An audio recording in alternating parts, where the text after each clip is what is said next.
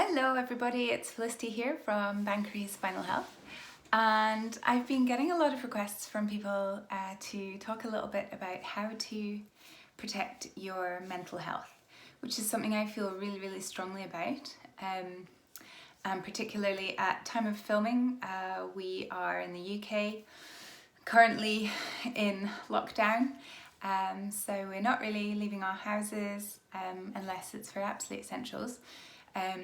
So this would be an absolute prime time to consider how we can protect our mental health.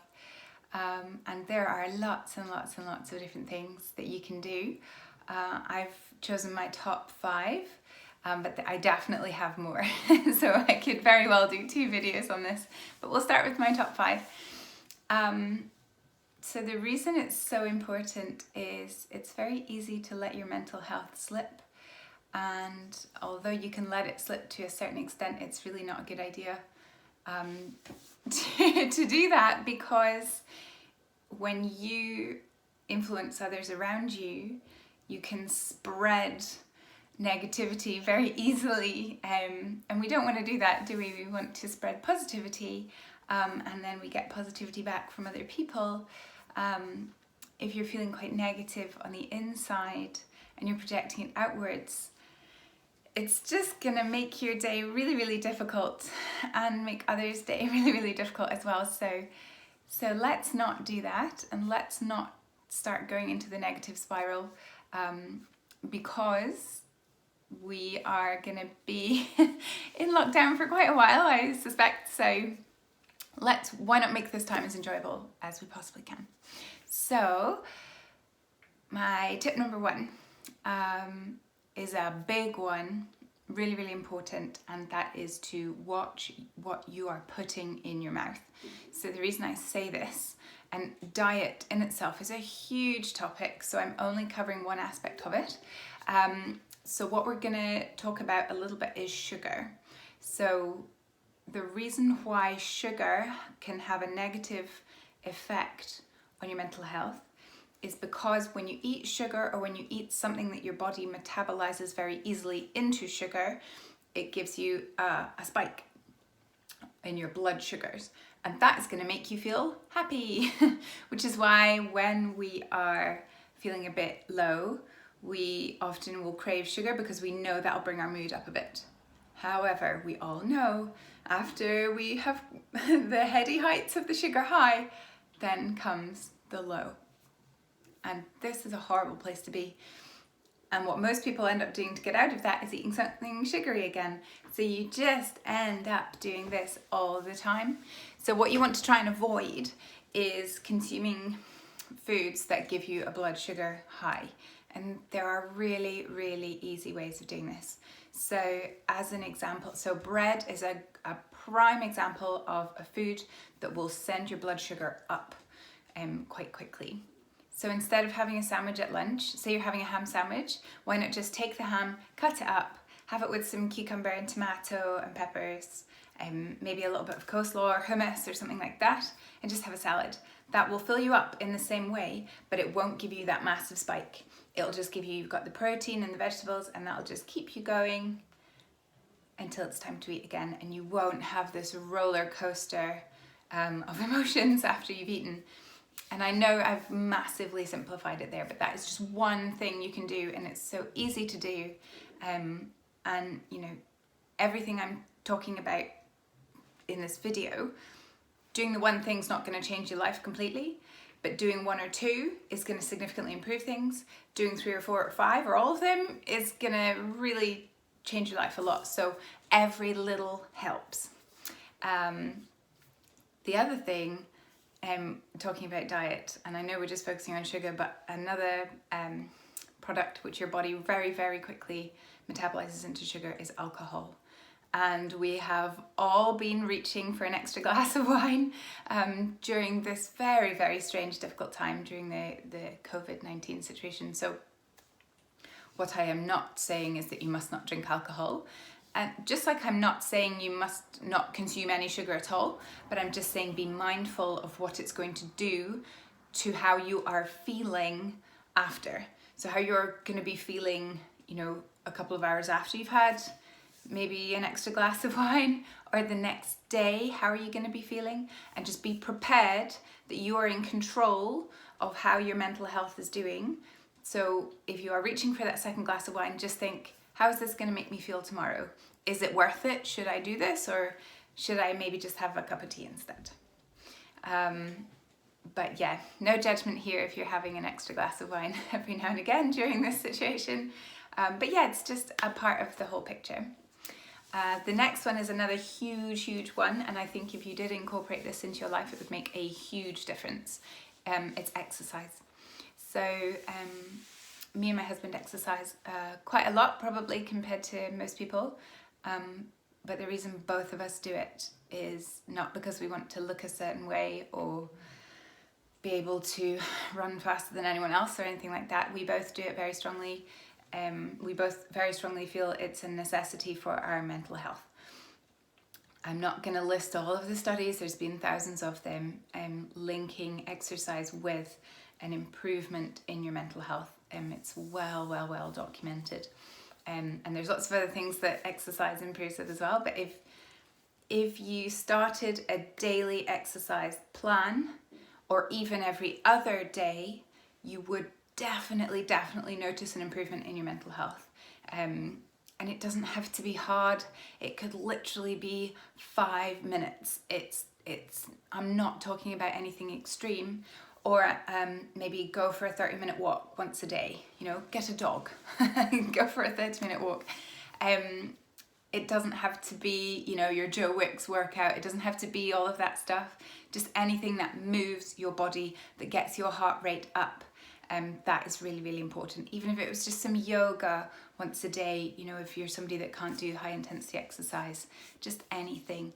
If you are struggling to find an exercise that suits you, please get in touch. I will throw some ideas your way. If you have an injury or anything like that, that is my area. Please get in touch and I will help you any way I can. The next one, tip number 3, is one that most of you will hear me say this and go, yeah, I'm not doing that. And that's cool, you don't have to. But I've been asked to give my top tips about mental health. And this is honestly number 3 because this is how important I think it is. Daily meditation. And I put this off for years and years. And every successful person I knew, every person I looked up to, meditated, and I just thought, yeah, it's not for me. I don't need to do that. And I started doing it, and it doesn't have to be a lot. Nowadays it's so easy. You've got all these apps and things that can help you. It doesn't have to be a lot. It could literally be 5 minutes a day. And if you don't manage it every day, it doesn't matter. It could just be every other day. But the reduction in your stress levels and your cortisol levels in your body, again, I'm not going to go through all the research, but it's there. A huge amount of research showing that meditation gives dramatic improvements in mental health. Specifically in people who are more prone to anxiety, meditation will help so much. I cannot stress enough. And it sounds like a really thing to do, but it's not. Nowadays, it's so much easier to access than it used to be. So Headspace is the app that I use. I know there are others out there. I think there's another one called Calm, which is quite good, people recommend. But yeah, have a quick look. There's heaps. They're all free. You know, there's in-app purchases if you want, but the majority of the time you can do it absolutely free. And it's just 5 minutes. And if you like 5 minutes, then you can do 10 minutes. Or if you want to stick with 5 minutes, you can. It's going to make a huge difference. Okay, so tip number 4 is something that my husband and I learned how to do after we went to see a man called Tony Robbins. I don't know if anyone's ever heard of Tony Robbins. I'm a huge fan, always have been, since I heard about him. I remember my dad listening to Tony Robbins tapes in the car when I was a kid. So my husband and I were lucky enough last year to go and see him live with like 20,000 other people in this massive, the XL in London. And it was, you get there and you think, oh God, what have I done? I'm completely loony. jumping around with all these other people. But at the end of the 4 days, you feel totally different. It really changes your mindset on a lot of things. So I would highly recommend doing that if you ever get a chance to. So what my husband and I really took away from our Tony Robbins experience was this method of what they call priming. So basically, a lot of what Tony Robbins teaches is that you are totally in control of your own mental state. And he encourages you every day to do this priming to put yourself in the best state for the rest of the day. So again, you might not manage it every day. We have children, we have young children, we both run businesses. We don't manage this every day, that is for absolute certain. But we both did do it every day for a long time to get us to the state where we both felt more in control of our mental health. So priming is going to be a bit different for everybody.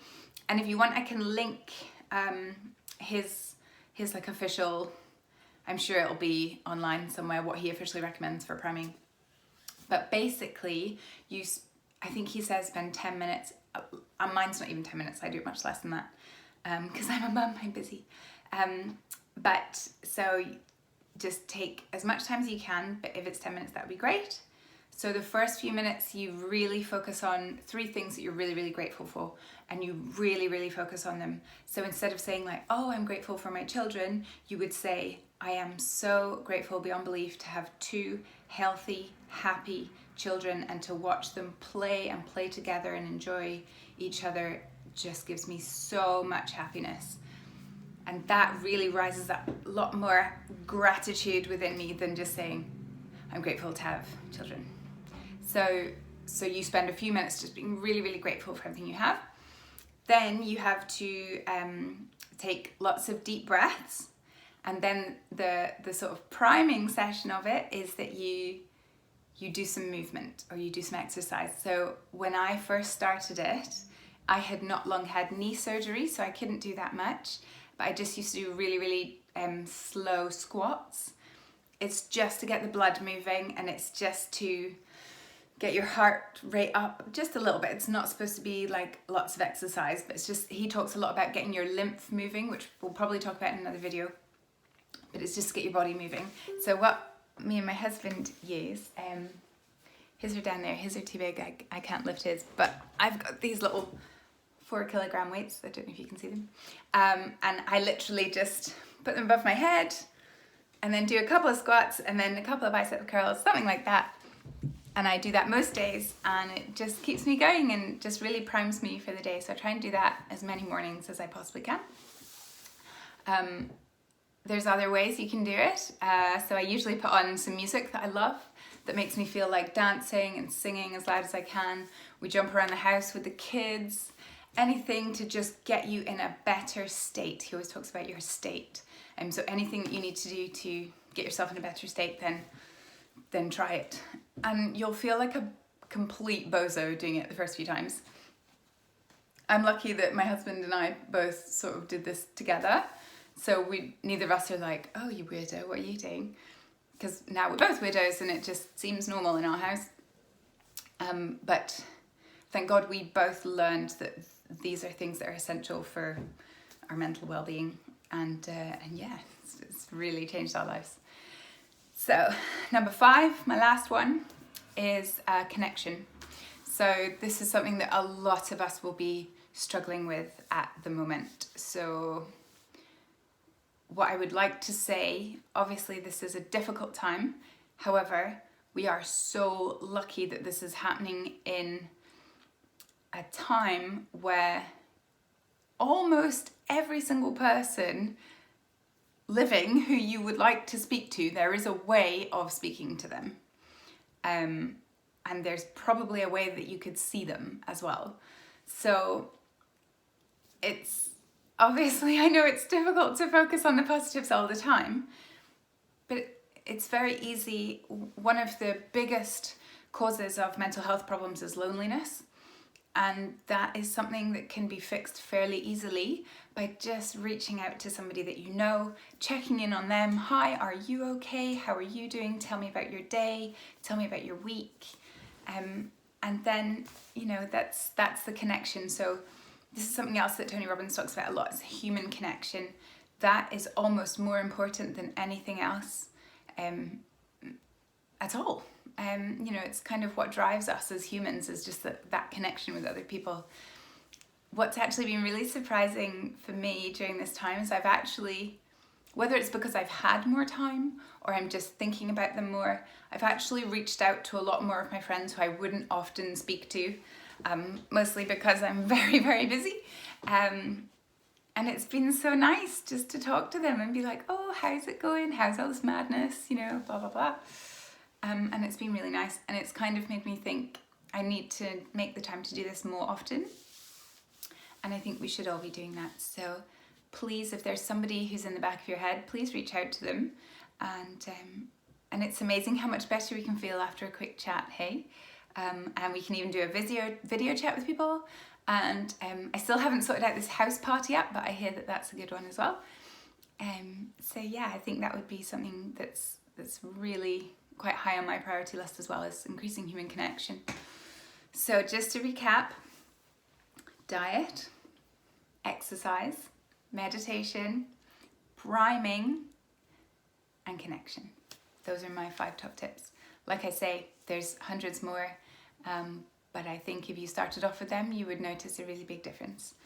Sending you all lots and lots of love, and I'll speak to you soon. Okay, bye.